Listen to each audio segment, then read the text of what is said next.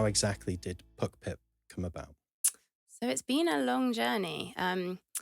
My mother used to make me chocolate dipped frozen bananas when I was little, and I used to rush home from school, super excited to eat one.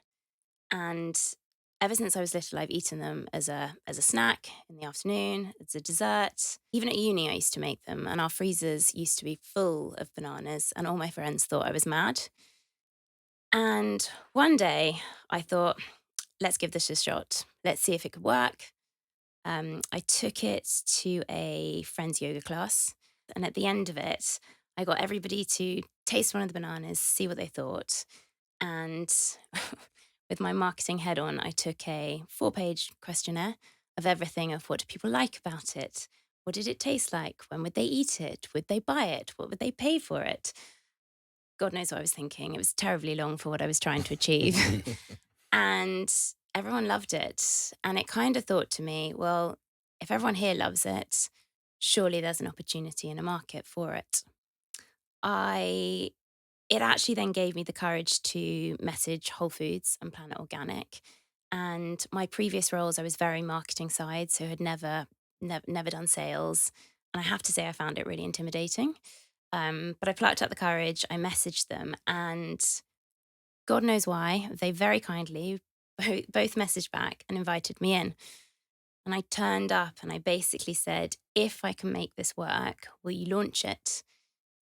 And I look back at those days now, which would never occur now, that you turn up with a sample Yeah. bag of something that you've made at Or home. just getting a meeting with those people without a product yet? Yeah. Exactly. Now you're knocking on doors, constantly chasing to even get a response. Mm. Um, but anyway, they sat with me and they said, if I could make it work, they would consider launching it. Um, so this was obviously several years ago.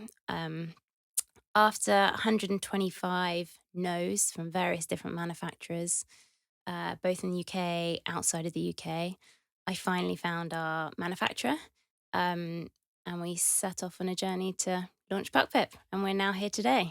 Kudos to you getting a meeting with Whole Foods and Planet Organic before you even had a product. There'll be some of our clients listening to that kind of pulling their hair out, because that's what they're doing with good Yeah, products now, still trying to get. I have to say it didn't help because the buyers had then left by the time we finally launched. But I do think it goes back to your point that you were just talking about, however, is it's beneficial to come from um, food and drink industry. But I also weirdly think it's a bit of a hindrance too, Mhm. because Yeah, there are so many rules and regulations yeah. that I know that you have to stick to or that you have to do, and that it's not right to do this, or you can do this, or you need to follow this guidelines, etc. Whereas I think if I look back at my former self previously, when I hadn't had any sales experience at all, and I was just like, yep, I'll message Whole Foods, they'll respond to me. And then Yeah. I just thought that was normal. Whereas I think had I known quite how hard it was, I probably would have spent a lot more time like writing an email, putting together this full deck, etc. You might have talked Um, yourself out of and some I might have things as talked to well. myself out of Yeah. it. Yeah, Yeah. exactly. And I think sometimes when you don't know things, you can be a bit more riskier because you Yeah. don't know actually that it's a Yeah. risk. Yeah. No, that's a fair point. Very good point. But now that you've got the product and approaching those retailers and other buyers, you know, it's something that we know is the biggest challenge on the horizon for a lot of our clients once the product and the brand has been developed is getting those listings. How do you find that experience? Have you got any tips or I wish I anything to had a share? secret weapon, but no. It's tough. Like, let's be honest, it's tough. And it's tough on the buyers too. So if you think about how many new food brands there are and how many emails they must get, Yeah. um, and how do you stand out amongst the crowd? So we are, as mentioned, as you already said, like in health food stores and plant organic and vegan kind. We did only just launch in January. We are in bigger conversations, but we're not fully there yet. Yeah, it's tough, and you keep having to bang at those doors. And for us, I think the sampling that we've done and the amount that we've handed out, we made sure that we did vox pops and videos to really show buyers actually consumers do love the product, and there is an opportunity for this, and we are incremental to your category and to your freezers.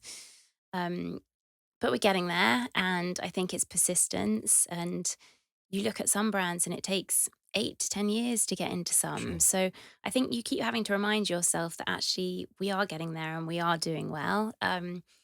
It's just a slow journey. And It's slower than I think all of us in food and drink would ever like, but persistence, I think, is very much key.